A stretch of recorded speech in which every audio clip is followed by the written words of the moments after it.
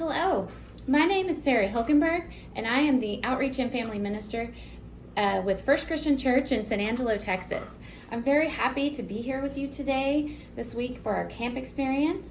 To tell you a little bit about myself, I have 3 children of my own. I have a 16-year-old, a 12-year-old, and a 9-year-old.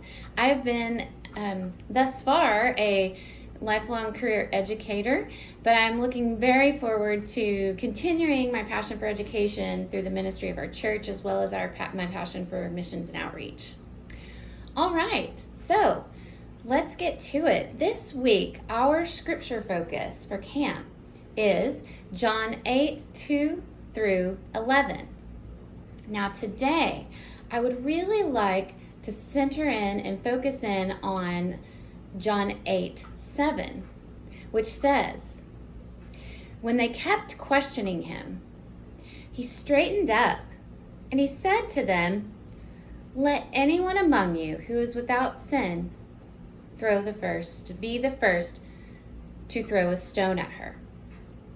Okay, so this is one little piece of scripture taken out of a context of what is happening. So let's talk about this. There was this woman, right, boys and girls? And she was brought forth before Jesus. And she had done something that the people considered to be wrong. And so they brought her in front of Jesus. And during these times, when Jesus was walking on our earth many years ago, one of the punishments, boys and girls, if someone had done something that the law considered to be wrong, was that they would do something called stoning them. Now, stoning them means that they would throw rocks at that person for a punishment for their bad choices. So these leaders brought this woman to Jesus and they said, "Jesus, what do you think about this? We should stone her. She did something wrong, And Jesus said, "Well, have you not also done things that were wrong?" So he helped them reflect. So what Jesus is inviting us to do is to look within our own hearts and our own minds before we pass judgment on another person. Let's talk about the word judgment. I bet some of you know what that means already. I'm going to tell you what the definition of judgment is, though, okay, just in case, what it actually means, right? Okay, judgment is the ability to make a considered decision or to come to a sensible conclusion. Now, what I'm going to do now is I'm going to be very transparent and I'm going to share with you a time when I was quick to judge someone, to make a judgment. What I chose to do, I didn't take the time to consider. I didn't take the time to make a sensible conclusion. Okay, so here's what happened. My family and I, we were on a trip. But first, let me tell you this about myself. I love baskets. I don't know if any of your parents love baskets or even if you and yourself love baskets, but I love baskets and I might have too many of them, but that's okay. I love them. So I have a favorite basket. Out of all my baskets, there's one in particular that I just truly, truly love the most. Here it is, actually. I have it here to show it for you. Yes, there it is. I love this basket. Okay, so here's what happened. We went on a beach vacation, right? And we stayed in a condo, which is kind of like a mini house, right? And there were lots of other condos around our condo near the beach. So after our long day at the beach, to which I had taken my basket, right? I took my basket to the beach with us. We came back to our condo for the evening because it was time to clean up and have dinner and go to bed. So after cleaning up and beginning to cook dinner, I needed something from my basket that I had taken to the beach that day. So I started looking for my basket, right? I started looking and only to find that I couldn't find it. I began searching the condo and I still couldn't find it, right? I was like, the more I looked, the more hurried I became, and I became worried, and I was being very reactive. Like, my heart was beating fast, and I was like, oh no, my favorite basket. That's what I was thinking. And I concluded that it wasn't in the condo, right? Because the judgment is to come to a conclusion. I said, well, it's not here. It's not here. It's not here. And so then what I did, which was not what I should have done. I'm aware of this, but what I did is I let my worry and my concern start to spill out into my family. And what I mean by that is I immediately asked one of my children, did you bring the basket up from the beach? And then I assumed that maybe one of them had left it at the beach and we had forgotten it there. And they said, no, Mom, we brought it up from the beach. Maybe I think we set some things on the porch. So I go quickly out to the porch. Basket's not there. So then what did I do? I actually, what I did, boys and girls, is I started passing judgment on all my neighbors. Because my next thought was, well, someone then has probably stolen it from our porch. Wow. So here's what happened. I was very quick to pass judgment, assuming someone had stolen the basket,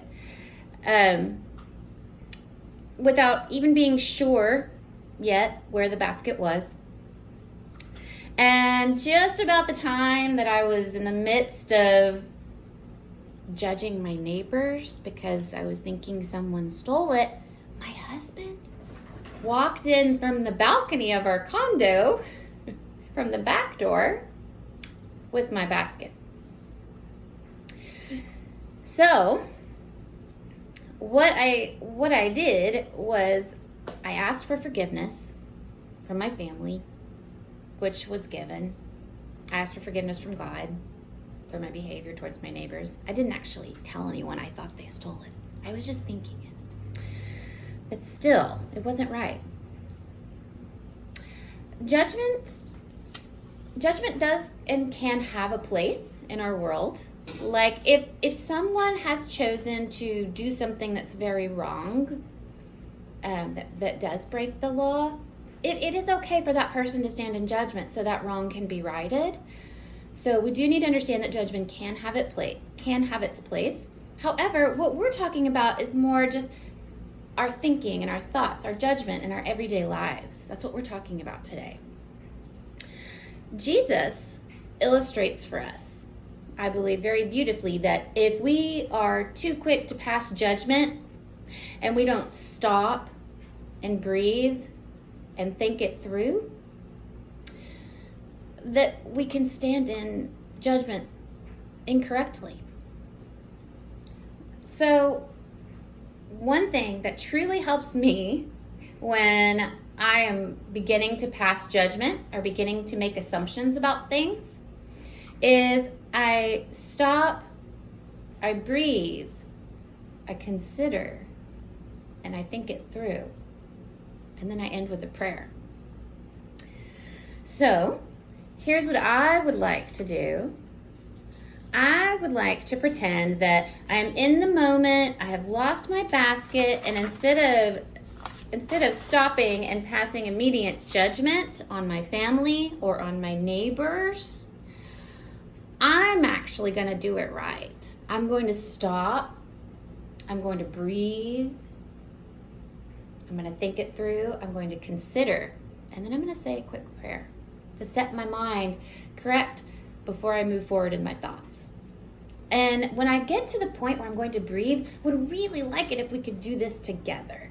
It's very good for us to practice this skill. Breathing is very important. It's very good for your brain and for your heart. So here we go. Okay, I'm going to pretend. Oh my goodness. Where's my basket? Where's my basket? Did someone... Oh, wait a minute. I'm going to stop. I'm going to think. I'm going to consider. And now I'm going to take 3 deep breaths. So let's do this together. Are you ready? Okay. Close your eyes. Are we closed? Close your eyes. Okay. Breathe in through your nose, and you're going to breathe out through your mouth. I'm going to count for us, and we're going to do this 3 times. And after we breathe, I'm going to say a prayer. Here we go. Close our eyes.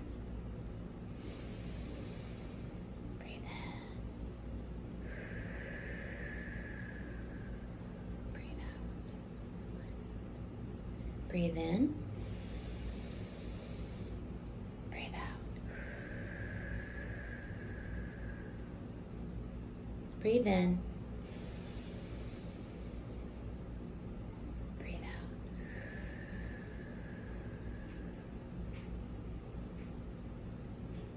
Heavenly Father, I would ask that in this moment, you help me to stop and consider so that I can come to a reasonable conclusion about where my basket might be.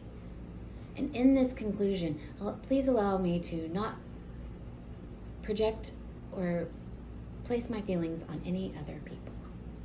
Amen. Okay, so now I'm ready to look for my basket and I'm calm. My heart rate is slowed down. My brain is actually working better because I took some deep breaths. That's what taking deep breaths does. It helps your brain work better, your heart slow down. It's very good for you. So, what I would like to end with, and I apologize, the next time you lose something or feel as if, you don't know where something is, or maybe you see someone who looks different than you, and you want to kind of make a comment about how they look. Maybe you don't like their clothes, or maybe something like that. I bet some of us have been in that situation before. Or maybe you disagree with someone about something and you want to tell them that they are wrong simply because they don't think the same as you. So, what I encourage you to do in any of those moments when you're ready to pass judgment on a person or a place or a thing, I encourage you to close your eyes, take deep breaths, look inward to your heart, and ask God to help you. And allow yourself to remember something very important, that the people that we are in relationship with, whether we know them well or whether we just met them, these relationships are treasures for us to protect and opportunities given by God to grow. So now I would like to talk quickly about our activity for you today. What I would like us to do is I would like us to imagine that we have a basket, or I would like us to find something that we could use in our homes as a basket. That's the first task. Now, I'm a very big steward of our earth, and that means that I love our earth and I'm very passionate about taking care of it. So what I encourage you to do with your family is to create your basket. Either use a basket you already have in your home, or maybe you have like a box around your house somewhere, an Amazon box maybe, that you don't need anymore. I would like you to take that box. You can paint it to make it look like a basket. You can color it. You can do whatever you would like to do to that box. You could use a bag as your treasure box. Okay, because what we're going to do is we're creating a treasure box of sorts, or a treasure basket. Okay? And reusing is something that really helps our earth. So that's one thing that I like to do instead of using more paper.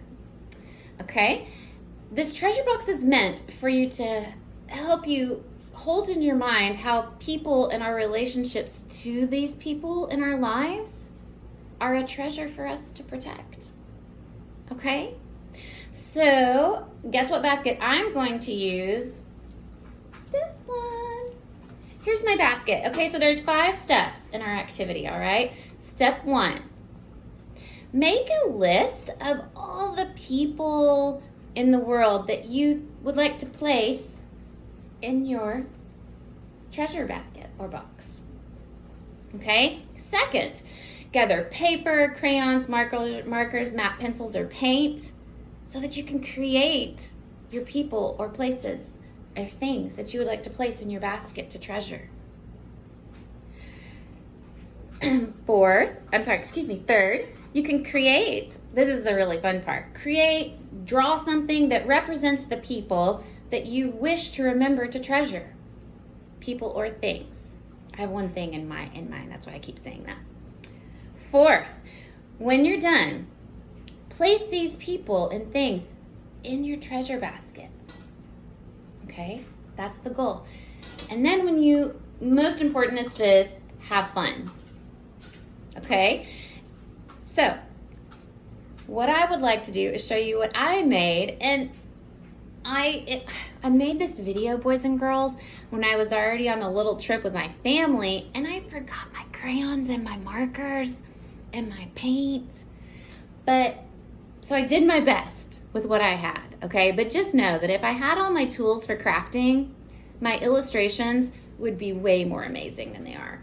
I mean, they're still okay, but they could be better. All right, and here's another thing I did. I used paper that we're going to throw out or recycle because we don't need it anymore. So I used the back side of that paper, boys and girls, to draw my treasured people and things. So here's number 1, my husband, Sean. There he is. I'm going to place him in my basket because I treasure my relationship with him. And I want to protect it. Here are my children. This is my son, Rowan. This is my son, Jack. This is my son, Kelby.